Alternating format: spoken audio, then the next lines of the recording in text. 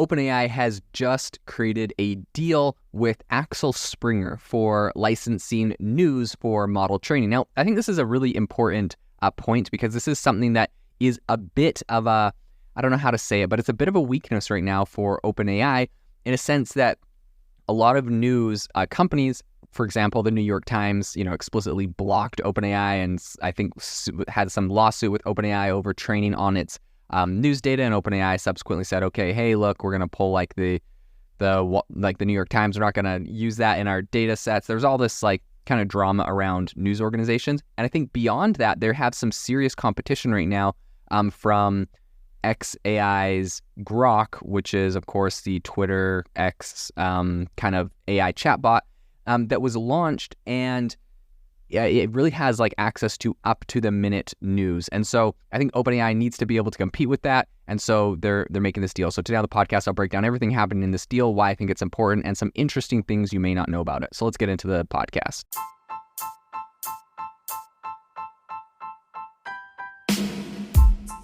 Welcome to the world's #1 AI podcast, AI Chat. I'm your host, Jaden Schaefer.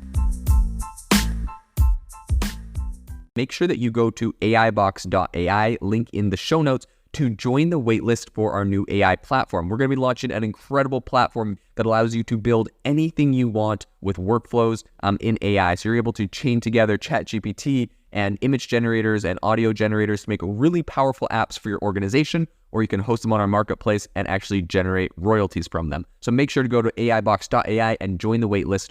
In addition, if you like the podcast, if you could do me a massive favor and please leave us a review on Apple or Spotify or wherever you listen to your podcast. This helps me be able to get better guests on here as they check the reviews to see how you guys are liking it. So if you could please do that, I would really, really appreciate it. Have you ever wanted to start your own podcast? I record and publish podcasts on a platform called Spotify for Podcasters, and I absolutely love it. Essentially, you can upload from your phone or computer, and it distributes to every platform that plays podcasts. They support video podcasts, and you can make money on the platform with ads or even podcast subscriptions, something that has made my life so much easier as a podcaster. So if you're interested, I highly recommend you give it a try. You can download the Spotify for Podcast app or go to spotify.com/podcasters to get started on your podcast today.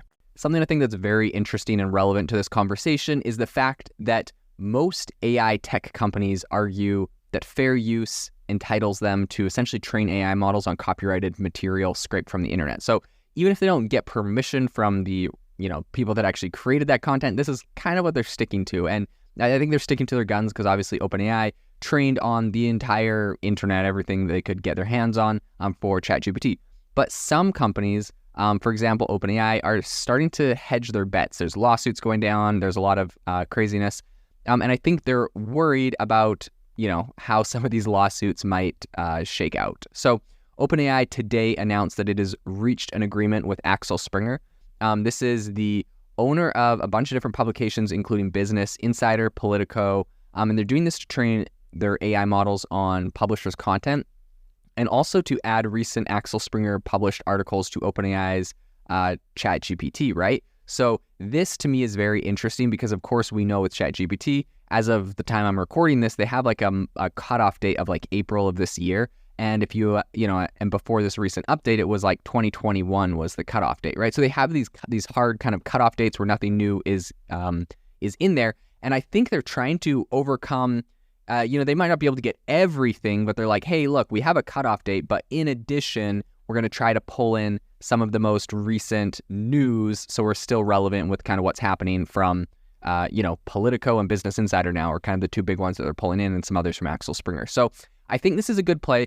Obviously, I think this is really important with xAI launching Grok on Twitter, which has up to the minute news. Every tweet is indexed into Grok's chatbot, and so when people are, using I went onto X, for example, before onto Grok and was like, hey, give me the top 3 news stories in AI happening today, and it's these are the 3 things, boom, boom, boom, and it was and here's links to the tweets and the news articles that are talking about these 3 stories. That is something I could never get out of ChatGPT. And it was some tweets that came out minutes earlier. So I think that this is, and especially because Elon Musk cut off OpenAI's access to the Twitter API. So yeah, that obviously slows them down a bit. So I think they're trying to get around that.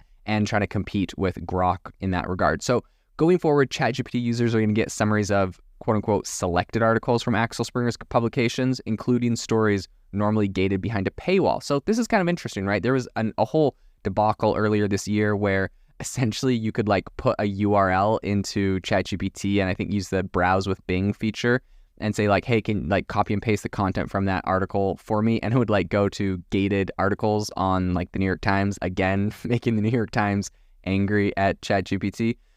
So this time, they're getting the licensing for it, but I think the snippets are going to be accompanied by both links to the full articles and it's going to have attribution. So it's going to be like, look, this is where this content came from. So in return for this, Axel Springer is going to receive a payment of an unspecified size and frequency from OpenAI. Now, this is kind of a common thing in tech, to be honest. You have, for example, like all sorts of these big tech deals where you have, like, for example, the iPhone has Google as the default browser.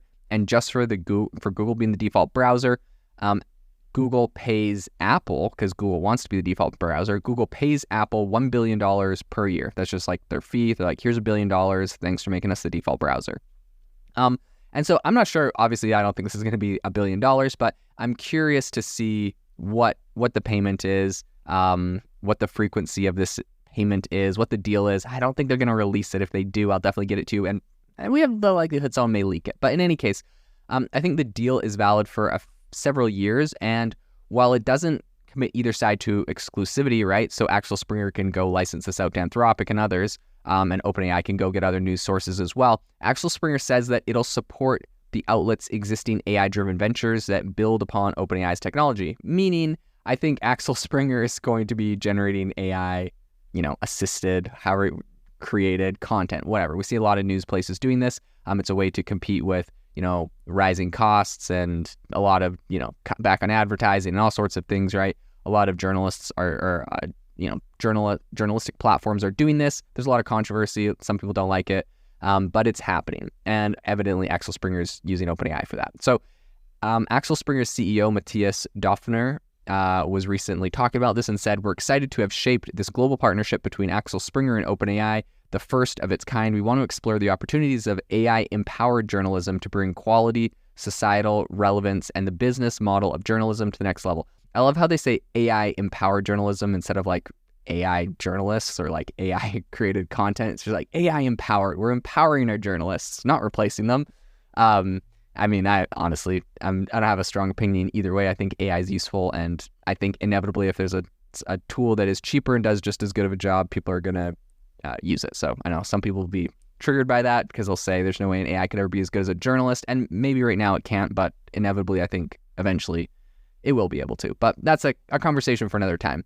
In any case, I think outside of the publishers, using generative AI for some questionable content strategies, publishers and the generative AI vendors have a kind of hard relationship right now with, I think, the former alleging copyright infringement and increasingly, concerned about generative models cannibalizing traffic. So, for example, Google's new generative AI-powered search experience has pushed links that appear in traditional search further down the search results page, which is potentially reducing traffic to those links by as much as 40%, right? So a lot of these newspapers are complaining that, like with Google's AI-generated content, now their news articles are going to get 40% less traffic, or just they're getting pushed down the page. So the whole practice of training AI models on content without proper compensation has been like a big point of contention with a lot of these news companies. And this isn't just with OpenAI. A lot of others people have been accused of this, but essentially this has led to some countermeasures by publishers, which a lot of them are like using code to block people like OpenAI and Google from scraping their sites for data.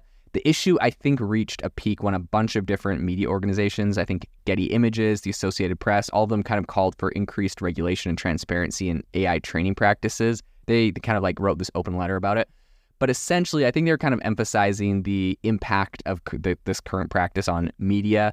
And they're worried that, it's going to hit their bottom line, and they also say like it's not good for the public's access to quality information, yada, yada.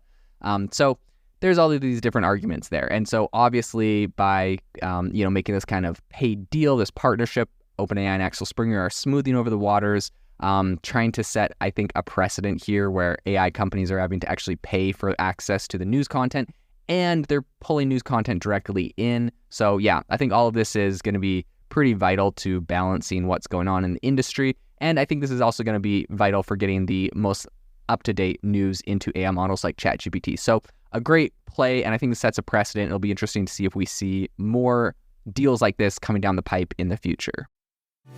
This episode is brought to you by Shopify. That's the sound of switching your business to Shopify, the global commerce platform that supercharges your selling. Harness the best converting checkout and same intuitive features, trusted apps, and powerful analytics used by the world's leading brands. Stop leaving sales on the table. Discover why millions trust Shopify to build, grow, and run their business. Sign up today for your $1 per month trial period at shopify.com/tech23.